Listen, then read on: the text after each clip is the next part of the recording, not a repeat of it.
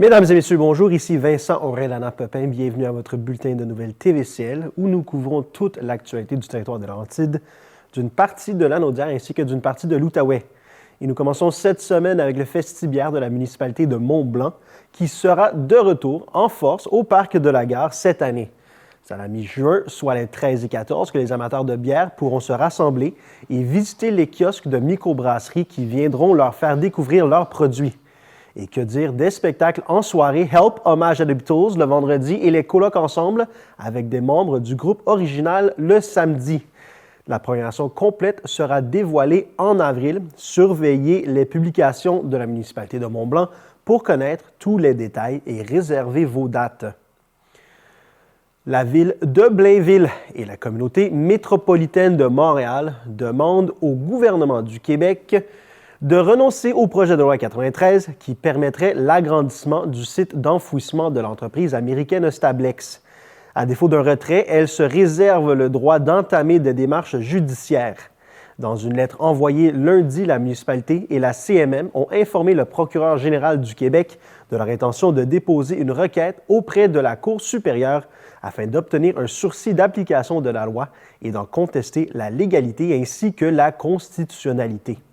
Le projet de loi 93 prévoit d'obliger la ville de Blainville à céder un terrain à Stablex, ce qui permettrait l'enfouissement de millions de tonnes de matières dangereuses dans un secteur protégé pour une durée de 40 ans. Opposé à l'implantation d'une nouvelle cellule d'enfouissement de résidus industriels dangereux dans une tourbière d'une grande valeur écologique, la mairesse de Blainville, Lisa Poulain, bénéficie du soutien des préfets et élus des Laurentides. Elle est également appuyée par les maires de la communauté métropolitaine de Montréal qui dénoncent la volonté du gouvernement de céder des terres publiques à une entreprise privée. Cette décision gouvernementale va à l'encontre des recommandations du Bureau d'audience sur l'environnement qui avait en 2023 souligné la grande valeur écologique de plusieurs milieux naturels sensibles situés sur le site de la future cellule numéro 6 et à ses abords. Le recours judiciaire survient après l'annulation par la ministre des Ressources naturelles et des Forêts, Maïté Blanchette-Vizina, d'une rencontre d'urgence qui devait avoir lieu il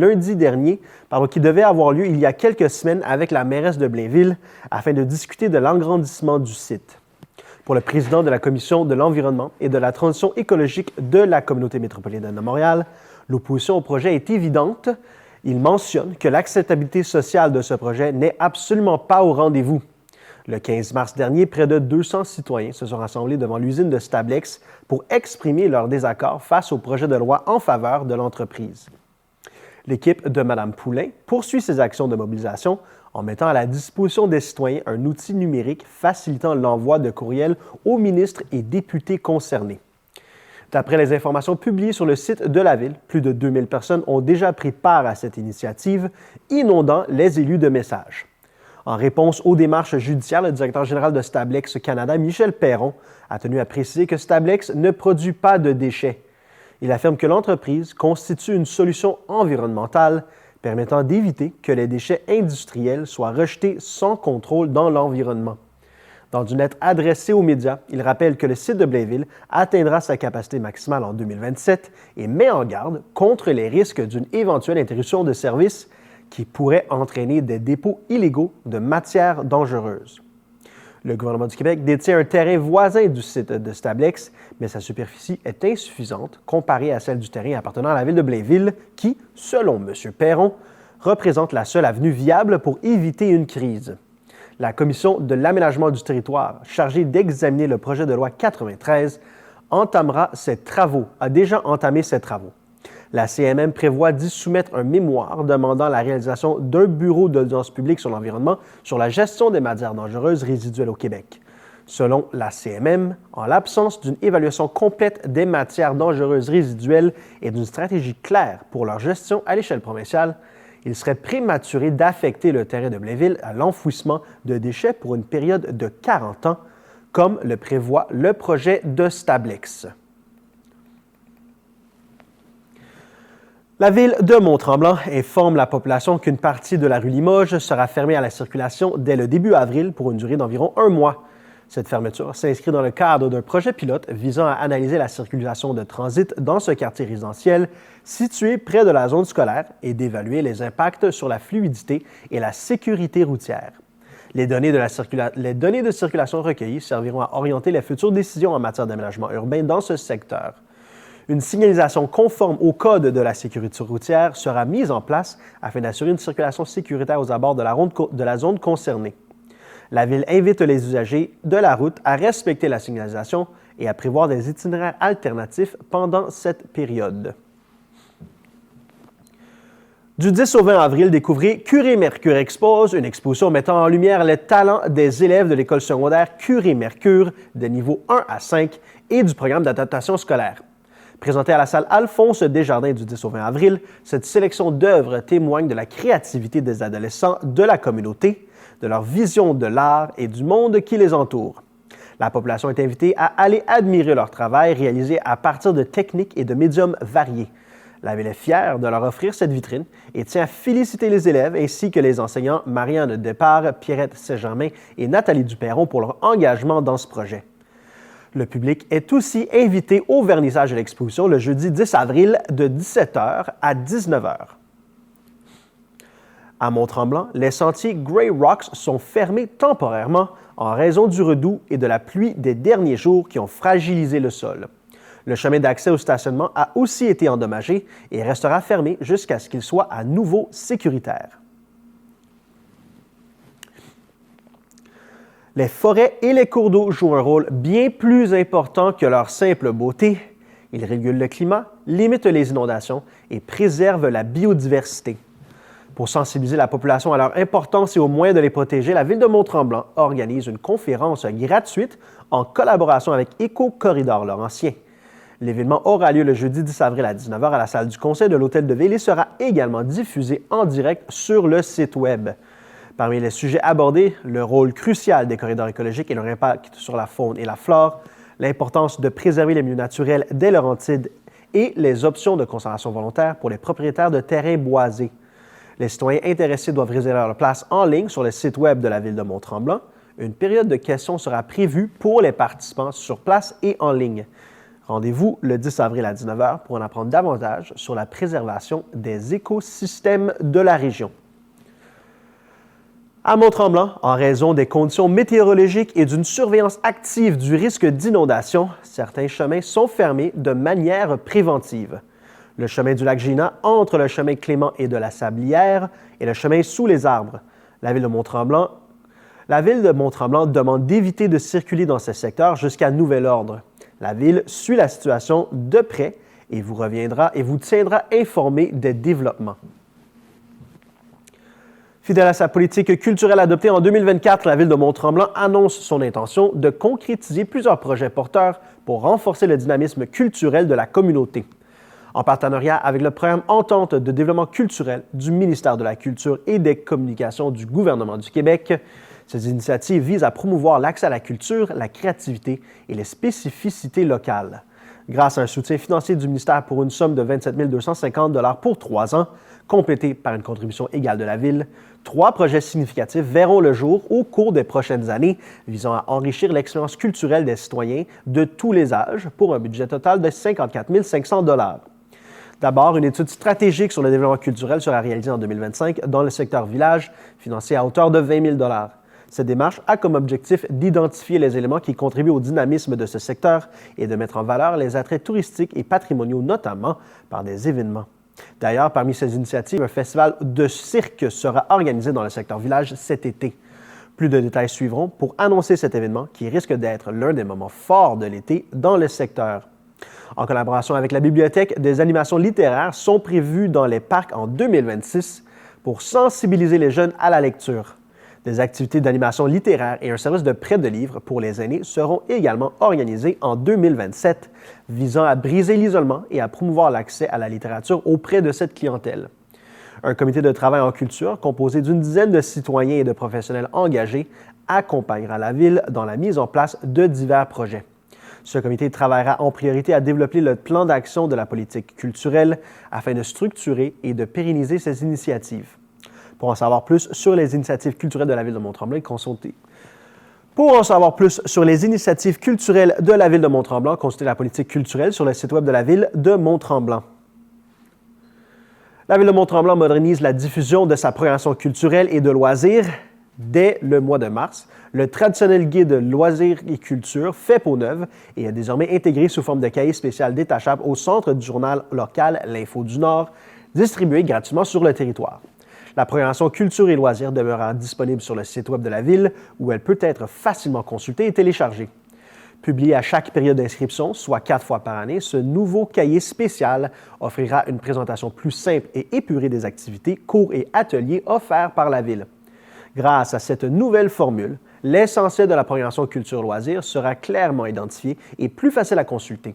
Son modèle détachable pratique permettra également d'être conservé et consulté à tout moment.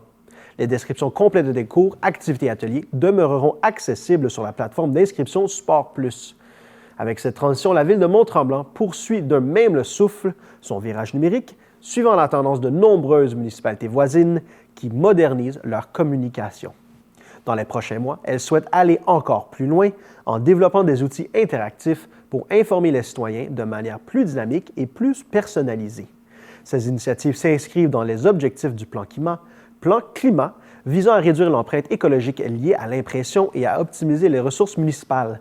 De plus, en intégrant le cahier spécial culture-loisirs au journal L'Info du Nord, la Ville pose également un geste concret pour soutenir la presse locale et renforcer l'économie régionale.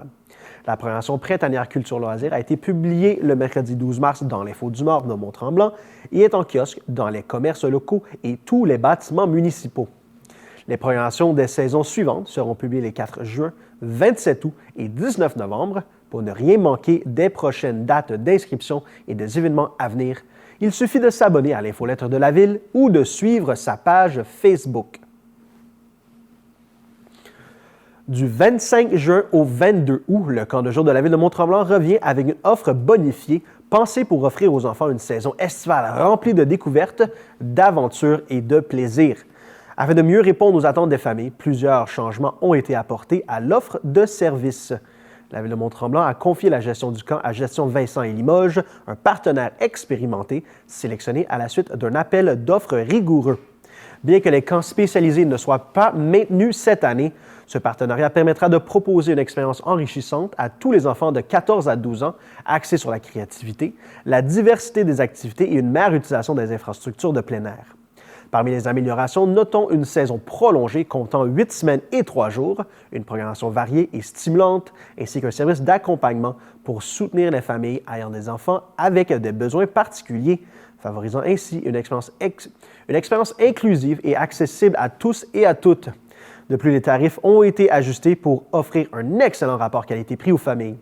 L'accessibilité financière étant une préoccupation majeure des familles, la Ville a augmenté significativement son soutien financier, permettant ainsi de proposer des tarifs compétitifs et de minimiser l'impact des coûts sur les familles.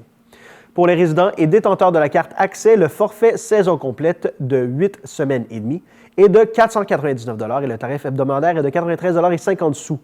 Pour les détenteurs de la carte Expérience et autres, le tarif proposé sera de 1 796 $ pour la saison complète et de 215 $ pour le camp à la semaine. Une 9e semaine du 24 au 29 août sera également offerte à prix réduit par rapport à l'an dernier.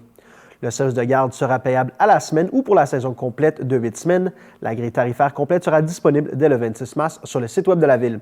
Une rencontre d'information avec le fournisseur Gestion Vincent et Limoges se tiendra en ligne le 7 avril à 19 h. Cette séance permettra aux parents de découvrir la programmation type d'une semaine de camp et les aspects logistiques. Gestion Vincent et Limoges est actuellement en période de recrutement afin de constituer son équipe d'animation pour l'été 2025. Les personnes intéressées peuvent communiquer avec l'organisme au 1-855-477-3003.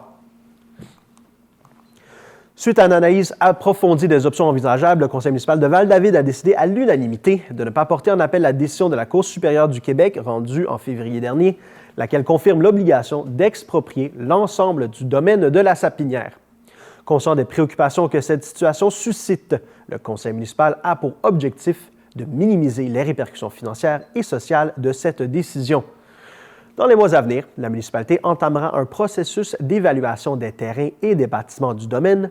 Ce processus permettra de déterminer la juste valeur des propriétés et d'établir un montant d'indemnisation équitable. Il est important de préciser que les montants avancés publiquement jusqu'à présent sont purement spéculatifs, puisqu'aucune évaluation officielle n'a encore été réalisée. Afin de limiter l'impact financier de cette situation, la municipalité explore toutes les aides financières disponibles et pourrait également envisager la revente des terrains. Il est trop tôt pour déterminer l'avenir du domaine de la Sapinière. Si le site devait être transformé, la municipalité s'assurera que le projet reflète les attentes de la communauté en consultant les citoyens au moment opportun. La municipalité de Val-David réitère son engagement à informer régulièrement les citoyens tout au long du processus. Une mise à jour sur l'évolution du dossier sera communiquée d'ici la fin du mois de mars ou plus tôt en cas de nouveaux développements. Pour toute information sur l'historique de ce dossier, consultez la page dédiée sur le site valdavid.com sous l'onglet « Projet majeur / construction de la nouvelle école ». La municipalité de Val-David est heureuse d'annoncer le lancement de 2 appels de dossiers destinés aux artisans et artistes professionnels de la région dans le cadre d'événements culturels majeurs qui dynamiseront le cœur du village durant la saison estivale 2025. La municipalité invite l'ensemble des artistes et artisans de la région à poser leur candidature pour réserver un espace dans la charmante Allée des Créateurs. Cet espace qui prendra vie toutes les fins de semaine du 7 juin au 13 octobre est situé à l'extérieur, à côté du centre d'exposition et à proximité du marché public.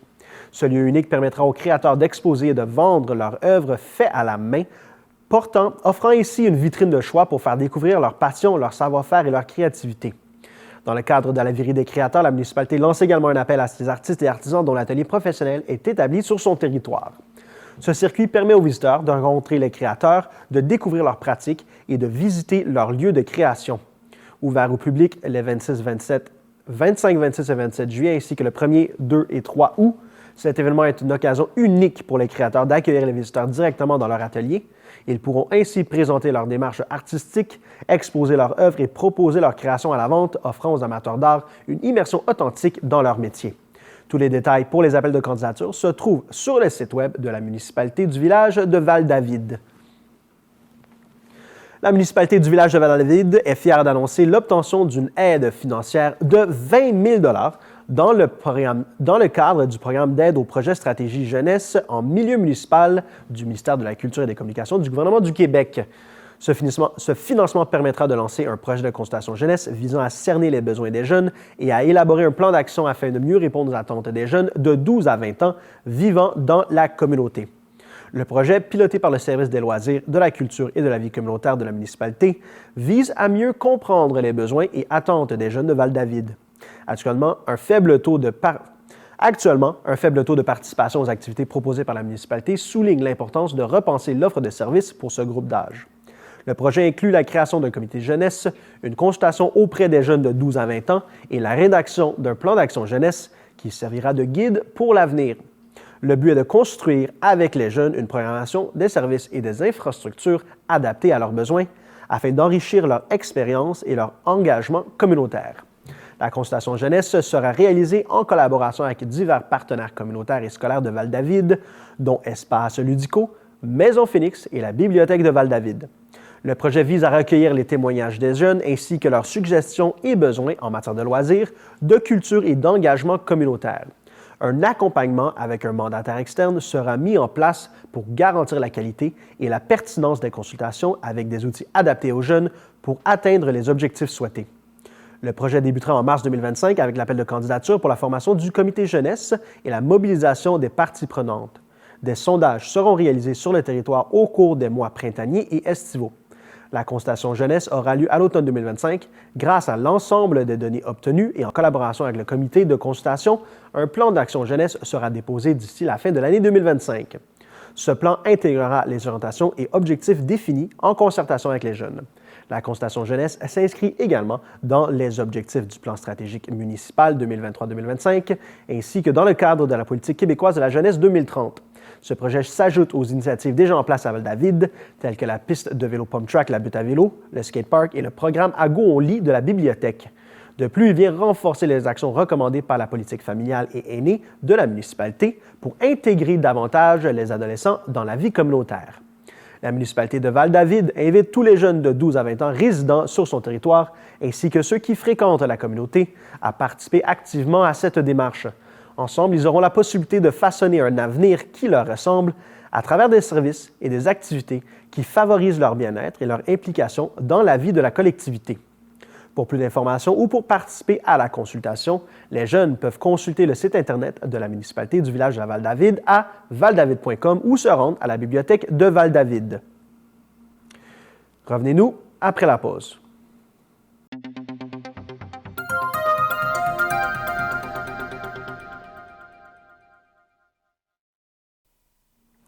La Ville de Saint-Sauveur s'apprête à donner la parole à ses citoyens avec le lancement prochain de son budget participatif.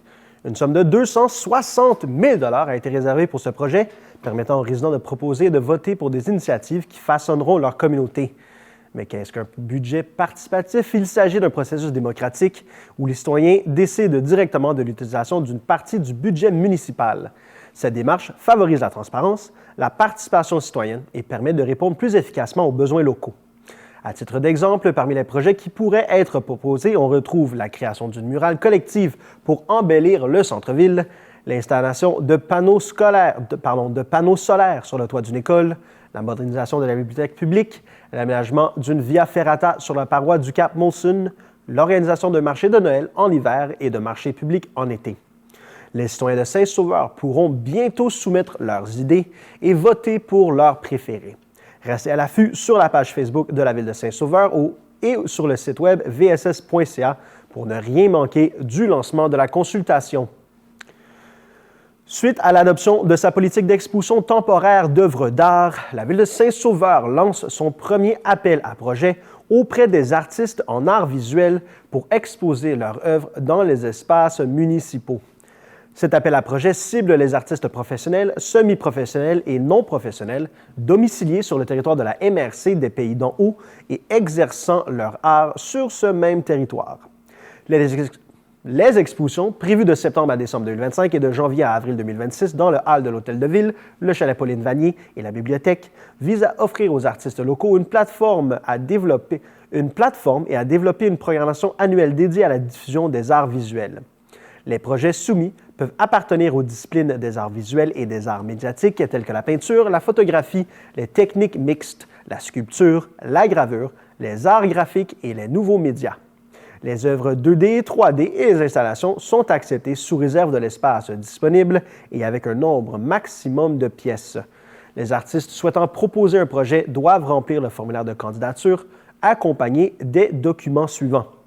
La démarche artistique, le curriculum vitae de l'artiste ou de chaque artiste du collectif, un document comprenant un maximum de 10 images numériques des œuvres proposées représentatives du projet soumis avec une courte description pour chaque œuvre comprenant le titre, le médium et le format. Seules les candidatures complètes seront analysées. La date limite pour proposer un projet est le 30 mars. Pour plus d'informations sur les modalités d'exposition et le processus de dépôt de projet, consultez la politique d'exposition temporaire d'œuvres d'art. Pour plus d'informations sur cet appel à projet, appelez au 450-227-0000 au poste 2700 ou écrivez à communication@commercialvss.ca. Bonne nouvelle pour les citoyens de Saint-Sauveur, grâce au nouveau règlement 601-2025, ceux qui ne peuvent pas assister en personne aux séances du conseil municipal ont désormais une alternative pour faire entendre leur voix. En complément de la diffusion en direct sur Facebook, il est maintenant possible de poser une question en amont de la séance via un formulaire en ligne sur le site web de la Ville. Les questions doivent être soumises avant midi, le vendredi précédant la séance. Elles seront lues et répondues par le président de la séance au début de la période de questions. Si le temps alloué à cette période ne permet pas de répondre à toutes les questions, elles seront reportées à la séance suivante. Les questions posées en direct sur Facebook seront répondues dans les commentaires si possible ou abordées à la prochaine séance. Avec cette initiative, la Ville de Saint-Sauveur souhaite faciliter la participation citoyenne et rendre l'information plus accessible à tous. Pour soumettre une question, rendez-vous sur le site web de la Ville de Saint-Sauveur. La Ville de Saint-Sauveur amorcera ce printemps la deuxième phase de la réfection du chemin du lac Miette, un axe stratégique pour les résidents et les commerçants du secteur. Cette ultime étape vient compléter un projet d'envergure visant à améliorer la qualité de vie des usagers. Contrairement à la première phase, qui impliquait des travaux lourds et prolongés, Cette dernière portion des travaux se concentrera sur des interventions ciblées afin d'assurer la sécurité et l'esthétisme du chemin. Parmi les améliorations prévues, il y a l'ajout d'une deuxième couche de pavage pour uniformiser et renforcer la chaussée, l'installation de passages en pavé unis aux intersections névralgiques pour sécuriser les déplacements des piétons, l'aménagement de zones paysagères afin de verdir et embellir le secteur commercial, le marquage au sol pour assurer une signalisation claire et efficace. Les citoyens et les commerçants peuvent se rassurer. Les fermetures de rue seront courtes et limitées à un jour maximum lorsque nécessaire. En dehors de ces périodes, la circulation sera maintenue pour minimiser les inconvénients. La Ville prévoit informer à l'avance les commerçants des fermetures temporaires et maintiendra en fonction la ligne téléphonique mise en place lors de la première phase pour répondre aux questions et préoccupations. Avec cette dernière phase, la Ville finalise un chantier qui transformera le chemin du lac Miette en boulevard urbain moderne, plus sécuritaire et adapté au transport actif. La fin des travaux approche, promettant une circulation plus fluide et un cadre de vie embelli. Restez informés de l'évolution du projet via les canaux de communication de la Ville de Saint-Sauveur.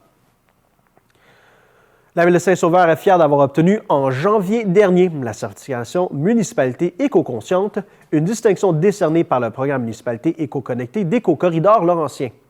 Cette reconnaissance met en valeur les efforts déployés par la Ville pour préserver les milieux naturels, protéger la biodiversité et favoriser la connectivité écologique sur son territoire. Selon Brigitte Voss, directrice de l'Environnement et du Développement durable, cette certification témoigne de l'impact des initiatives de la Ville. Depuis 2021, plusieurs actions concrètes ont été mises en place, notamment l'adoption d'un plan de conservation des milieux naturels, la cartographie des corridors écologiques et des noyaux de conservation sur le territoire, l'inventaire des espèces d'amphibiens et de reptiles dans le bassin versant du Grand Ruisseau, une subvention pour encourager la plantation d'arbres en milieu urbain et sur les rives, la mise en œuvre de la campagne Biodiversité en tête avec des actions de sensibilisation pour les citoyens, le réaménagement du parc Camille Michel pour mieux s'adapter au changement climatique, dont l'inauguration est prévue le 5 juin, l'installation de panneaux de traverse de tortues au lac Prévost. En 2025, de nouveaux projets verront le jour, notamment le retour des rendez-vous de la biodiversité avec un premier événement le 12 avril en collaboration avec Québec Oiseau, des formations sur la conservation volontaire et ses avantages, de l'information sur les pratiques horticoles favorables à la biodiversité, des outils destinés aux promoteurs et entrepreneurs pour réduire l'érosion sur les chantiers, l'adoption de politiques pour des événements éco-responsables et la gestion des arbres, l'élaboration d'un plan directeur du Grand Ruisseau, l'installation de nichoirs au parc John H. Molson. Les citoyens sont invités à suivre l'évolution de ces initiatives sur le site web de la Ville de Saint-Sauveur ainsi que sur sa page Facebook. Fidèles à leur habitude, les Sauverois et Sauveroises ont répondu présent à la collecte de sang du maire du 10 mars, organisée en collaboration avec Emma Québec. Dans les jours précédant la collecte, l'objectif de 100 donneurs a rapidement été atteint et plus de 20 volontaires étaient inscrits sur la liste d'attente. Parmi les donneurs, 6 en étaient à leur première expérience de don de sang. Le jour même, ce sont exactement 91 poches de sang qui ont été prélevées sur une commande initiale de 80. Une fois transformées et séparées en laboratoire, les 91 poches ont fourni plus de 360 produits sanguins qui seront transfusés à des patients d'hôpitaux publics du Québec, soit autant de vies qui pourront être sauvées. La MRC des Laurentides lance un appel à proposition afin de trouver un nouveau partenaire pour occuper un bâtiment situé sur le site de l'ancienne pisciculture, un lieu patrimonial d'exception au cœur de la municipalité de Mont-Blanc. Soucieuse de préserver et de valoriser ce site unique, la MRC recherche une entreprise dont l'offre viendra enrichir l'expérience récréo-touristique de la région tout en respectant les principes du développement durable. Situé en bordure de la rue de la Pisciculture et du parc linéaire Le Petit Train du Nord, le bâtiment disponible représente une opportunité idéale pour les entrepreneurs souhaitant développer un service complémentaire aux activités existantes. Les propositions favorisant les services aux touristes, qu'il s'agisse de la location d'équipements de plein air, d'un service de restauration ou encore d'une offre innovante répondant aux besoins des visiteurs seront privilégiés. Cet appel à proposition vise à stimuler l'innovation et l'entrepreneuriat en proposant une offre de services qui viendra bonifier l'expérience de nombreux visiteurs de l'ancienne pisciculture. Le comité d'évaluation analysera les projets en fonction de leur originalité, de leur faisabilité et de leur capacité à s'intégrer harmonieusement au site tout en contribuant à son dynamisme économique. Avec plus de 3 millions de touristes accueillis annuellement et une croissance démographique soutenue, la MRC des Laurentides est un territoire prisé pour son cadre naturel d'exception et son attrait récréo-touristique. La récente réussite des entreprises Sentiers des Cimes Laurentides et Gourmet Sauvage, qui ont choisi de s'implanter sur le site, confirme l'attrait de cette destination unique. Le comité d'évaluation évaluera les propositions selon les critères déclinés dans le document d'appel à proposition. Consultez ce document sur le site web de la MRC des Laurentides. La date limite pour le dépôt d'une candidature est le 17 avril 2025. La MRC des Laurentides lance un appel à proposition afin de donner l'opportunité à des partenaires d'affaires de développer une offre de services entourant le tourisme canin sur le site du parc Éco-Laurentide de la MRC des Laurentides, situé dans la municipalité de Mont-Blanc, une terre publique d'exception dont elle assure la gestion. Le tourisme canin est également appelé le tout-tourisme. Ayant à cœur le développement durable de cette terre, la MRC des Laurentides souhaite favoriser un partenariat avec des entrepreneurs dont la proposition vise une complémentarité de l'offre récréo-touristique existante sur le territoire de la MRC. Grâce à la contribution du ministère des Affaires municipales et de l'Habitation, grâce au volet 3 du Fonds Région et Ruralité, cet appel à proposition s'inscrit dans une optique de revitalisation du site et d'élargissement de l'offre régionale en matière d'infrastructures canines. Les grands espaces que permet cette infrastructure régionale reconnue s'avèrent l'emplacement idéal pour offrir un service aux touristes qui soit axé sur le tout-tourisme. Les propositions qui impliquent des services à l'année seront favorisées par le comité d'évaluation de la MRC des Laurentides. Dans la volonté d'augmenter le nombre et la durée des séjours, la MRC souhaite bonifier l'offre existante avec l'attraction du tourisme canin.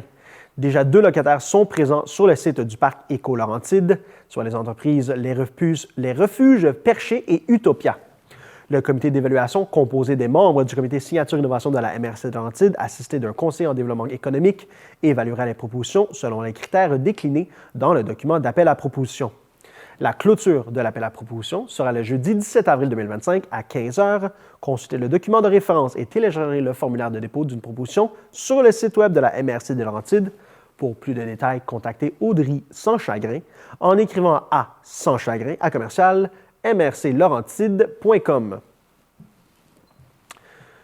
Dans la MRC des Pays d'en haut, avec les températures qui se réchauffent et la fonte des neiges, plusieurs chemins ramollissent dangereusement pour les camions de collecte qui doivent y circuler.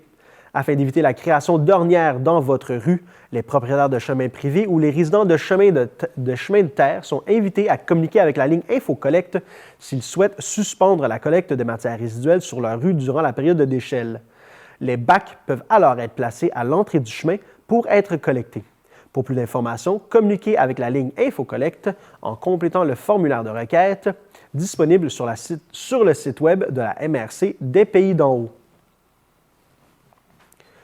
La MRC des Pays d'en haut et le Centre intégré de santé et des services sociaux des Laurentides s'associent pour lancer un projet pilote dont l'objectif est de briser l'isolement des personnes aînées vivant sur le territoire. S'inscrivant dans la stratégie nationale en prévention du suicide du gouvernement du Québec, cette initiative bénéficiera d'un financement non récurrent de près de 200 000 dédiés aux initiatives visant la population de 65 ans et plus. Ce projet vise à mettre en place des actions concrètes pour favoriser la qualité de vie des aînés en leur offrant des espaces de socialisation et des services adaptés à leurs besoins. Le Conseil de la MRC a autorisé l'octroi d'une subvention totalisant 114 500 $ provenant de sommes résiduelles du Fonds Région et Ruralité pour soutenir 13 demandes d'organismes de la communauté qui répondent aux critères du Fonds résiduel ainsi qu'aux priorités d'intervention 2024-2025 de la politique de soutien aux projets structurants pour améliorer la qualité de vie. En parallèle, 4 projets de développement de régie interne à la MRC seront financés via le fonds résiduel du Fonds Région et Ruralité pour un total de 140 000 $. La date limite d'engagement des sommes étant le 31 mars prochain, ces 17 initiatives et projets débuteront dès les montants octroyés et devront être complétés selon les dates prescrites de fin d'enveloppe, soit le 31 mars 2026. Le Conseil de la MRC a adopté la version finale de son plan d'adaptation au changement climatique qui inclut un nouveau cadre d'intervention 2025-2035. Après l'adoption du plan d'adaptation au changement climatique préliminaire en mars 2024, la MRC a consulté ses municipalités et parties prenantes pour affiner et compléter son cadre d'intervention. L'objectif était de le rendre plus efficace en intégrant des actions basées sur les meilleures pratiques scientifiques et adaptées aux réalités locales du territoire. Ce plan d'adaptation au changement climatique est le premier volet du plan climat que la MRC s'est engagée à réaliser, et ce, grâce au programme Accélérer la transition climatique locale. Au cours de l'année, la MRC entamera le deuxième volet de son plan climat, soit la réalisation de ce plan de réduction des émissions. Au courant de l'année, la MRC entamera le deuxième volet de son plan climat, soit la réalisation de son plan de réduction des émissions de gaz à effet de serre sur le territoire. La version finale du plan d'adaptation au changement climatique est maintenant disponible sur le site web de la MRC des Pays d'en Haut. À la suite de nombreuses démarches entreprises auprès du ministère des Transports et de la Mobilité durable, ce dernier a envoyé à la fin du mois dernier à la MRC des Pays d'en Haut une autorisation conditionnelle pour installer une passerelle temporaire pour piétons et cyclistes là où le corridor aérobique enjambe le lac Saint-François-Xavier à Wentworth Nord. Le Conseil mandate ainsi la MRC des Pays d'en Haut à signer une entente de permission visant l'installation d'une telle passerelle et s'engage ainsi à respecter les conditions exigées dans la lettre et l'entente rédigée par le ministère des Transports et de la Mobilité durable. Ainsi, avec ce projet de passerelle temporaire, cette infrastructure récréotouristique essentielle, coupée en deux à la fin de la saison 2023, pourra retrouver son rôle de lien. Face aux nouveaux tarifs douaniers américains, les entreprises des Laurentides doivent s'adapter à un contexte économique incertain. Pour les soutenir, le Service de développement économique de la MRC des Pays d'en Haut, en collaboration avec Laurentides International, Connexion Laurentides et d'autres partenaires, lance un appel à l'action. Le Service de développement économique met à disposition des services gratuits pour aider les entreprises à identifier les meilleures options de financement, d'innovation et de diversification. André Genet, préfet de la MRC des Pays d'en Haut, mentionne que ce soutien permet aux entreprises de renforcer leur résilience et de saisir des opportunités stratégiques pour assurer leur croissance. L'adaptation passe par l'optimisation des processus, l'adoption d'outils technologiques et la révision des chaînes d'approvisionnement. M. Genet ajoute que les entreprises doivent non seulement s'adapter, mais aussi repenser leur modèle d'affaires. Les entreprises sont invitées à contacter les conseillers du Service de développement économique pour bénéficier de ressources en financement, innovation et exportation. Le Service de développement économique de la MRC des Pays d'en Haut réitère son engagement à accompagner les entrepreneurs vers une croissance durable et dynamique. Pour plus d'informations ou pour bénéficier d'un accompagnement, visitez le site web pdheconomique.com. Le Service de développement économique invite toutes les entreprises du territoire à prendre quelques minutes pour remplir un court sondage qui se trouve sur le site web de la MRC des Pays d'en Haut.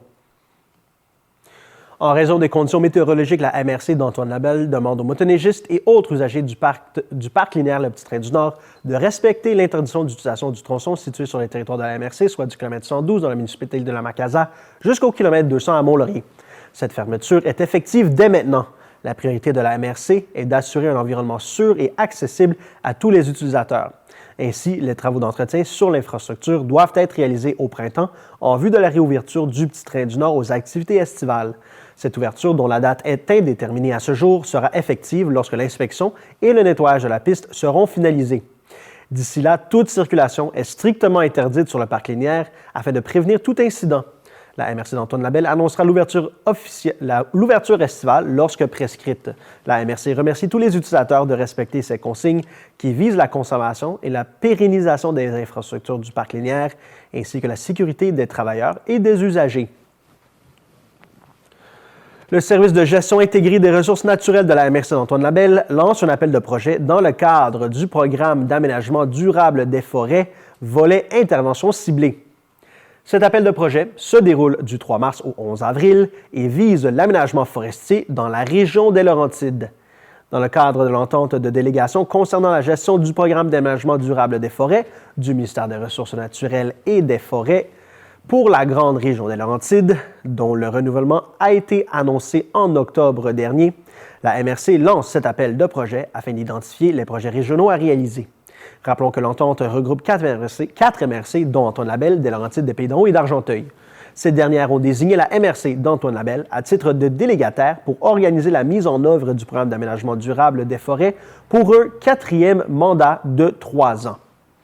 Le programme d'aménagement durable des forêts ciblé a, entre autres, pour objectif la réalisation de projets d'aménagement forestier sur le territoire de Laurentides.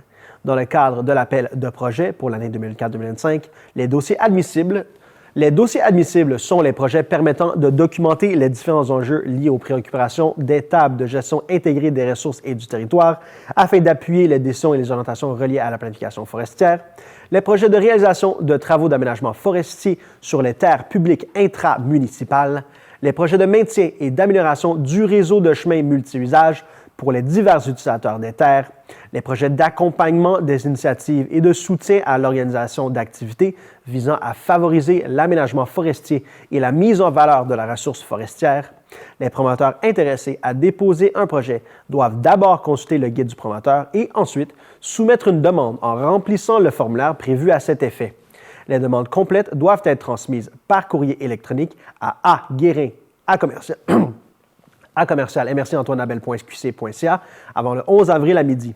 Le guide du promoteur et le formulaire de demande sont disponibles sur le site web de la MRC d'Antoine Labelle. L'octroi des aides financières aux projets admissibles sera possible constitutionnellement à la recommandation des projets par les comités de priorisation, à l'adoption des projets par le Conseil de la MRC et l'approbation du ministère des Ressources naturelles et des Forêts.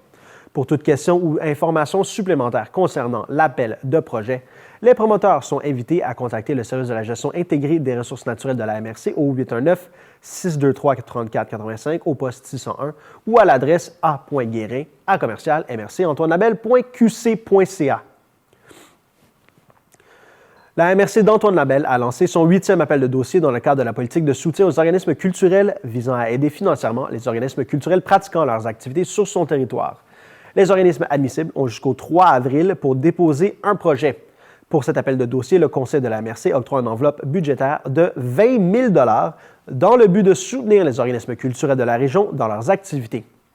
Par cet appui, le Conseil salue l'initiative de ces organismes et reconnaît l'importance des retombées de leurs projets sur la vitalité du territoire. Ainsi, les organismes culturels souhaitant déposer un projet avant le 3 avril peuvent consulter les informations concernant l'appel de dossier et la politique disponible sur le site web de la MRC. Le formulaire de présentation d'activité est également disponible sur cette page web.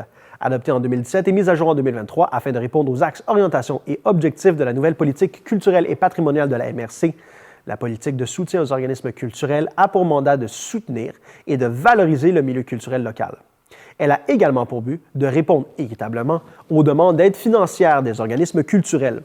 Le fonds dédié à la politique de soutien aux organismes culturels a pour objectif la réalisation d'activités culturelles et la reconnaissance des organismes culturels sur le territoire, la contribution au soutien des activités destinées à la communauté d'Antoine Labelle, le maintien des services culturels de qualité offerts aux citoyens ainsi que la recherche des sources de financement privées ou publiques.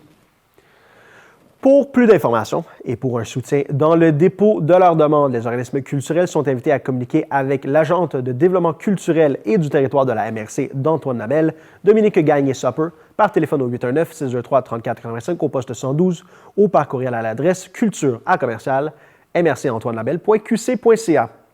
Revenez-nous après la pause.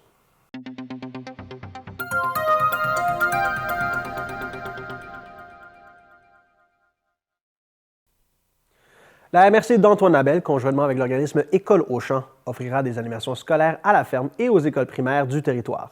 Cette action vise à soutenir le milieu scolaire dans le développement d'activités pédagogiques à la ferme. Les animations proposées dans le cadre d'une entente entre la MRC et École au champ, avec la collaboration des fermes participantes, permettront de mettre en valeur les métiers agricoles et les entreprises bioalimentaires du territoire, soit l'objectif 1 du plan de développement de la zone agricole. À ce jour, ce sont 11 classes du primaire issues de 4 écoles du territoire qui ont démontré leur intérêt à participer aux animations scolaires à la ferme.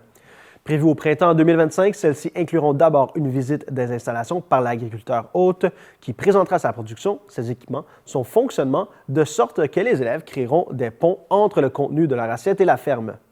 Ensuite, une animation initiera les élèves aux différentes productions et métiers du monde agricole. Un contexte idéal pour tisser des liens entre les jeunes et les agriculteurs de leur région. École au champ est un organisme à but non lucratif qui se consacre entièrement à l'éducation agricole, ayant une expertise liée aux sciences agro-environnementales. Il est un acteur important de l'éducation environnementale au Québec. L'organisme a développé du contenu qui répond aux normes du ministère de l'Éducation, facilitant la mise en place de ces activités pour le milieu scolaire. Ainsi, École au champ travaille auprès de la clientèle jeunesse pour inspirer la passion, cultiver le leadership et façonner l'avenir des jeunes à travers des programmes innovateurs et des expériences immersives du domaine de l'agriculture.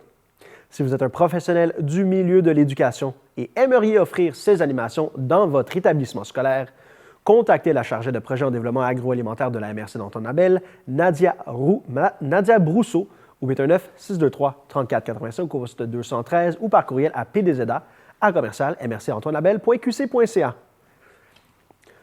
Un groupe de bénévoles souhaite ramener une ligue de hockey mineur dans la vallée de la Rouge, au centre sportif et culturel. Avant d'aller plus loin, ils ont besoin de connaître l'intérêt des familles pour ce projet. Les résidents sont donc invités à répondre à un bref sondage disponible sur le site web de la ville de Rivière-Rouge. Peu importe votre réponse, chaque sondage rempli aidera à mieux évaluer la demande. La date limite de participation est le 30 mars 2025. La Ville de Mont-Laurier est très heureuse d'annoncer les 3 gagnants du concours de photos des étudiants de la classe de 4e secondaire en langue seconde de la polyvalente Saint-Joseph dans le cadre d'un projet visant à mettre en valeur les éléments représentatifs de la Ville de Mont-Laurier. En première position, Coralie Parent. En deuxième position, Édouard Lucie. Et en troisième position, Danae Forget. Félicitations à tous les participants et aux gagnants du concours qui ont remporté un chèque cadeau à l'espace théâtre pour le dépôt de leurs œuvres photographiques dans le cadre de ce concours étudiant. Au total, 10 œuvres photographiques ont été présentées dans le cadre de ce projet. Ces photos ont été soumises au vote citoyen qui a accumulé près de 600 votes. L'ensemble des clichés proposés dans le cadre du concours a été réalisé grâce à l'initiative des enseignants Rachel Aymon et Hélène Bigra, ainsi que de l'implication du photographe David Ouimet. Les étudiants ont eu la chance d'avoir une formation en photo ayant pour objectif de mettre en valeur des éléments représentatifs de la Ville de Mont-Laurier. La Ville tient également à féliciter les 10 élèves qui ont réussi le défi de faire rayonner la Ville de Mont-Laurier par le biais de leur œuvre photographique. La Ville de Mont-Laurier est très fière d'annoncer aux citoyens et aux commerçants que le projet de la 3e phase de la revitalisation du centre-ville de la rue du Pont est désormais confirmé. Le conseil municipal a adopté en séance une résolution concernant le dépôt de l'avis de motion du règlement d'emprunt lié à ce projet, officialisant ainsi le début du processus pour la réalisation des travaux du centre-ville à l'été 2025. La prochaine étape de ce processus sera le lancement de l'appel d'offres aux entrepreneurs. De plus, une invitation sera lancée au cours des prochains jours aux commerçants touchés par la zone des travaux afin de participer à une rencontre d'information. Lors de cette rencontre de projet et la nature spécifique des travaux seront présentés. Des incitatifs en collaboration avec la Chambre de commerce de Mont-Laurier seront également discutés afin de sensibiliser les citoyens à l'achat local. Le conseil municipal reconduira également le programme Réno-Façade en prévision de la continuité de la revitalisation du centre-ville. Tous les propriétaires d'immeubles et les locataires situés dans la zone des travaux pourront bénéficier d'une aide maximale de 10 000 $ pour la rénovation de la façade de leur immeuble ou d'une aide maximale de 2 000 $ pour la revitalisation de leur enseigne selon les critères d'admissibilité.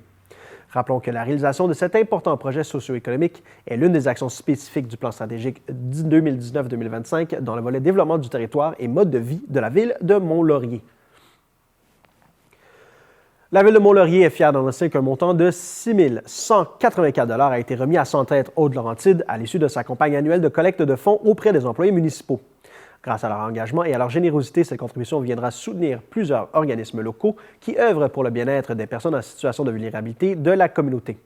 Cette année encore, le conseil municipal a doublé le montant amassé auprès des employés, ce qui a porté les dons à un montant total de 6 184 $.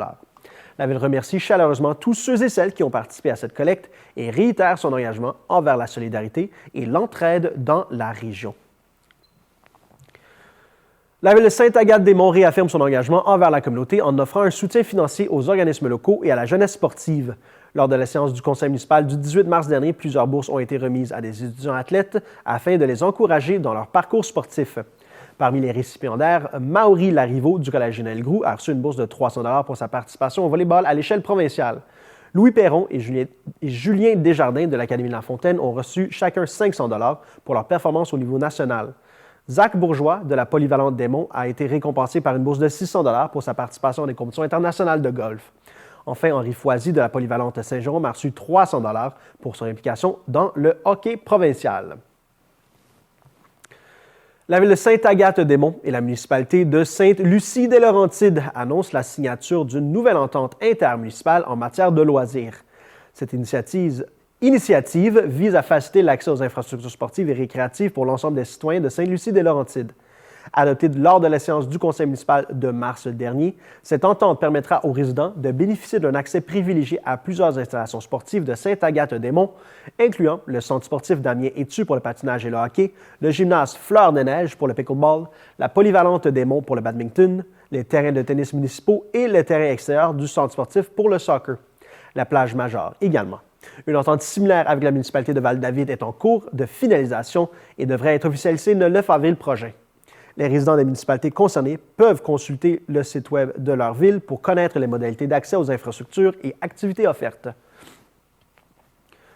La ville de Sainte-Agathe-des-Monts a octroyé des aides financières à plusieurs organismes locaux afin de leur permettre de poursuivre leur mission. Parmi eux, la Ligue de baseball mineur qui a reçu un soutien pour ses activités, la Ligue des mini-palettes roses qui a obtenu un soutien financier pour l'achat d'équipements, Paliaco qui a bénéficié d'un montant pour l'aménagement d'un local et l'achat de matériel destiné à l'accompagnement des personnes atteintes d'un cancer et de leurs proches, la Société de l'Alzheimer des Laurentides, qui a reçu une aide pour le développement de ses services, le Club Le Bel Âge, qui a obtenu des fonds pour l'acquisition d'une table de billard, le Club des Pionniers Laurentides, qui a reçu un soutien pour l'entretien et la sécurisation des sentiers destinés à la motoneige.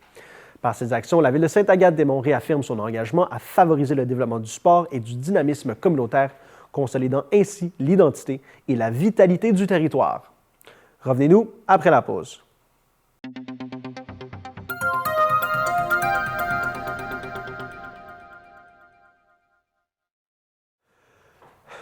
Le conseil municipal de Sainte-Anne-des-Lacs souhaite mettre en lumière certaines décisions prises lors de sa séance ordinaire de mars 2025.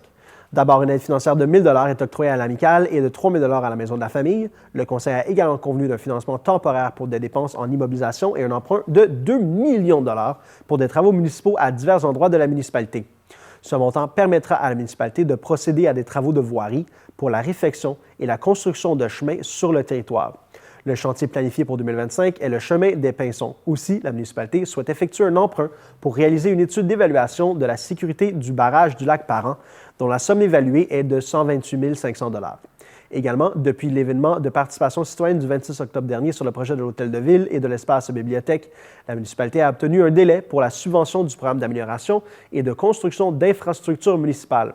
Ce sursis a permis de demander des précisions supplémentaires aux architectes. Plus les demandes sont nombreuses, plus le temps nécessaire pour obtenir les nouveaux documents augmente, chaque ajustement impliquant de nouveaux paramètres à considérer. Afin de s'assurer de respecter les délais, la municipalité lancera un appel d'offres pour la démolition de l'Hôtel de Ville ainsi que pour l'analyse des matériaux pouvant contenir de l'amiante. Ces démarches resteront conditionnelles au financement du projet. La municipalité tient à féliciter Marie-Christine L'Espérance, anciennement adjointe, qui accède au poste de coordonnatrice aux loisirs, à la culture et à la vie communautaire. Forte d'une riche expérience dans le domaine, elle possède toutes les compétences requises pour ce rôle. À l'issue du processus de dotation mené conformément à la politique de dotation de la municipalité, c'est donc elle qui assurera ses fonctions. Le conseil municipal soutient la MRC de Laurentides qui souhaite déposer la candidature de Mont-Tremblant pour accueillir la 4e édition du Sommet international d'innovation en ville médiane à l'automne 2026. Il s'agit d'un événement tenu en alternance entre la France et le Québec qui vise à promouvoir l'innovation dans le milieu municipal et plus particulièrement dans les villes médianes. À Sainte-Anne-des-Lacs, un appel aux idées est lancé afin de répondre à la question suivante. À quoi devrait servir le petit pavillon de parc qui se trouve sur le nouveau site de la municipalité? Cette étape d'idéation de concept permettra au conseil municipal de choisir les idées qui correspondent les mieux aux critères établis. C'est finalement un vote citoyen parmi les idées retenues par le conseil qui permettra d'établir le projet, son échéancier et le budget. Les critères à respecter sont la quiétude du voisinage, permettre à l'ensemble ou à une grande partie des citoyens d'en profiter et répondre à un besoin pour la communauté. Vous avez jusqu'au 26 mars pour soumettre vos suggestions. Vous pouvez participer de 2 façons, en présentiel, rendez-vous à l'accueil de l'Hôtel de Ville et remplissez l'un des formulaires disponibles et y déposez vos propositions. Vous pouvez également le faire en ligne en complétant le formulaire disponible sur le site web de la municipalité. L'an dernier, la municipalité a acquis le lac Loisel. Ce sont les frères de l'Ordre hospitalier de Saint-Jean-de-Dieu qui ont rendu tout cela possible après avoir entendu parler du dossier L'eau pour tous. Afin d'encourager ce projet, ceux-ci ont cédé un terrain, une digue et une portion de boisé qui couvrent une superficie de plus de 32 000 m² pour une somme symbolique. Sur le terrain se trouve un petit bâtiment dont l'avenir sera défini avec la communauté anne-lacoise. Ce parc multifonctionnel permettra de s'adonner à des activités telles que la marche et l'observation de la faune, tout en assurant la préservation de l'environnement sur cette portion de territoire. Ce déploiement s'inscrit dans la continuité de l'évolution du noyau villageois. À Saint-Hippolyte, l'inscription au camp de jour Les Tortilles approche à grands pas. Les places étant limitées, gagnez du temps dès aujourd'hui en confirmant vos informations de connexion Sport Plus avant la période d'inscription. Pour les résidents, les inscriptions se feront le 1er avril à 8h30 et pour les non-résidents, elles se feront dès le 9 avril à 8h30. Les inscriptions se font en ligne via Sport Plus au saint-hippolyte.ca, en personne au Centre des loisirs de la vie communautaire ou par téléphone au 450-563-2505 au poste 2231. Le Centre intégré de santé et de services sociaux de Laurentides annonce le déménagement des services de vaccination de Mont-Laurier. Les services qui étaient offerts au 261 boulevard des Ruisseaux sont maintenant offerts au 790 rue de la Madone, un point de service déjà reconnu pour ses services de prélèvement et de dépistage. Ce regroupement vise à faciliter l'accès aux soins préventifs en réunissant vaccination, prélèvement et dépistage sous un même toit. Les services offerts dans les points de services locaux incluent la vaccination contre la COVID-19, la grippe, le zona et la coqueluche.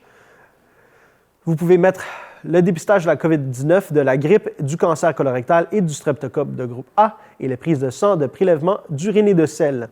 Les soins peuvent planifier leur visite en ligne via clicsanté.ca par téléphone au 1-866-495-5833 ou vous pouvez y aller sans rendez-vous pour certains vaccins, dont la COVID-19 et la grippe. Le CI3S rappelle que la rougeole continue de circuler dans la région. Le vaccin est offert gratuitement aux personnes âgées, aux personnes nées après 1970 qui n'ont jamais été vaccinées ou qui n'ont jamais contacté la maladie. Les citoyens peuvent prendre rendez-vous dans tous les points de service locaux de la région pour recevoir leur vaccin. À Prévost, les éco-jardiniers sont à la recherche de citoyens enthousiastes et engagés pour rejoindre leur équipe. Que vous soyez un jardinier chevronné ou simplement curieux de découvrir le monde du jardinage, la Ville de Prévost